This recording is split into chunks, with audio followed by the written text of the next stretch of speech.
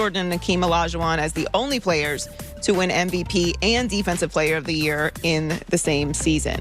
He averaged 29.5 points per game. That's 5th in the NBA. 13.6 rebounds per game. 2nd in the NBA. 5.6 assists per game. And shot 53.3% field goal percentage this year. You should probably include the playoffs when you vote for these big things. Well, yeah, that's the story with the NBA MVP. It is a regular season award. He did have an incredible regular season. I thought that this year should have gone to LeBron. I think the amount of MVPs that LeBron has won in his career is embarrassing. Kind of laughable. Yeah, kind of. Like Phil Jackson won one Coach of the Year. Talk to the hand. Not interested. I mean, I get it. You don't want to do the same thing every year, even though it's very obvious. Why but not? It does kind of look. The NBA MVP has become a narrative award. It doesn't take away from the greatness of it, but it does matter what the story is, what people are interested in that year. It's a great thing to have on your so let's call it resume, your legacy. Okay, how about we call it the MIS award, the Most Intriguing Story Award.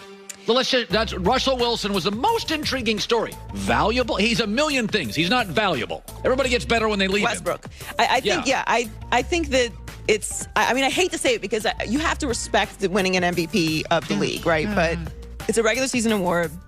And it definitely, over the past couple years, kind of sad, has kind of shown that it is definitely a regular season award. I mean, Giannis is not in the Eastern Conference Finals right now. I don't mind the same thing every day. We're awesome every day. I eat the same, exactly. I eat the same thing for breakfast every day. I try to park in the same parking spot. Goulet fails to give me the stuff I need every day. He's totally consistent, and I'm okay with it. Consistency matters. Heard on the news. This is the Herd Line News. Guess what, Colin? The heat is on. It is. Can we now acknowledge that Eric Spoelstra can coach? Yeah, I think we're there. It's not just Wade and LeBron and Pat Riley. Spo's a great coach. Their Heat are 2 wins away from the NBA Finals. Now, that's 2 more wins, guys. There is no lead too big, and there is no series lead too big in this bubble, as we have learned. So, I'm not getting crazy just yet. 2 great wins. Just like in Game 1, they had to overcome a double-digit deficit, which I did not love. But they did win Game 2, 106-101. They were down by as much as 17 last night, but they rallied in the second half. Miami outscored Boston 37-17 in the third quarter, and they were able to hold off a fourth quarter surge by the Celtics to get the win. Duncan Robinson hitting threes. Yeah, Duncan was great in the first quarter. He's not really great under pressure. If someone gets in his face, Tice was in his face a couple times, blocks a couple shots. You got to move it around and get him a clean shot. But they picked up the defense in the second half, had a great third quarter. This is the 11th time the Heat have taken a 2-0 series lead in Spoelstra's tenure, and they've won all previous 10 instances. This is 81st career playoff win, tied for 8th all time. So we have a very young Denver team, a very young Miami team, a Dallas team that was young, Phoenix team that was... Young Celtics team, too. What are we seeing? Only one old team left. That's the opposite of our lives, watching basketball. Right, and that old team is led by... the best LeBron player James. in the world. It's pretty obvious. These young players, no crowds. It's got an AAU feel. They feel incredibly comfortable. Have you ever seen in the playoffs in your life? Now, I'm older than you. So many young players dominate in the playoffs. No, the bubble's very unique. And also, I think when you look at the structure of the teams that are left, great cultures, great coaches, teams like that. It's not really built around stars other than the Lakers, of course. The other 3 teams, while they have stars, they're not superstars. They're not Anthony Davis and LeBron James. This is not what we expected, but it really makes sense when you look at the pressures that the bubble entails, the demands of being in there for months at a time. Young players don't have wives and kids. A lot of these old guys. I told you the story yesterday. I heard the Lakers initially, the first 2 weeks, were really struggling with the bubble. A lot of their older players are like, I want to see my kids. And then they got some time off. Now families have moved in a little bit. The Lakers are in a really good spot psychologically. The veteran players are happy and motivated. But we saw a bunch of veteran players. Milwaukee was an old team. Joy, they were awful. Houston's an older team. Clippers are built around veterans, fell apart. I'm not putting an asterisk on it, but there is a bubble component to this whole thing. Well, no, and I don't think an asterisk really matters. Like, everyone is dealing with the same circumstances. Right. It's not like one team came in later than the other. Everyone's dealing with the same thing. We're making it all work. But it's almost like bad weather in a football game. If I have the best quarterback and you have a crappy quarterback and we're playing in a hurricane, it's an advantage to you because now both of us can't score. Right. So, like, bad weather always hurts the better offense. You have to deal with the circumstances that you're given. Second start for Tony Romo in the NFL. They asked him to throw a lot. Remember, this is Tony Romo. This is 15 years ago when people didn't throw 40 times. 24 of 36, 300 yards, 2 TDs, no pick, passer rating 109, and he lost. That was a lot of Tony Romo. Remember that first year? It wasn't very good, but he would throw for a lot of yards. They put the playbook on him. He could run around. He was a gamer. He wasn't winning a lot early in that first year, but that's what it looks like. But circumstances matter in life. Where'd you come from? What are you surrounded with? What's your support system? It's much easier for me to do a good show now. I got Joy. I got Goulet. I've got 9 producers. When I was local and I had one guy who would show up late sometimes and you're doing a show with no guests, it's all different. Support systems matter. Baker should be good.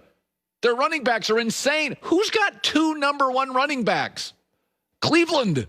Kareem Hunt and Nick Chubb are great. Nick Chubb is unbelievable. He's one of the top 4 running backs, 3 running backs in the NFL. I was blown away. Listen, I know Cleveland thinks today we won. Congrats. I'm looking at that thinking, you got a Trubisky here.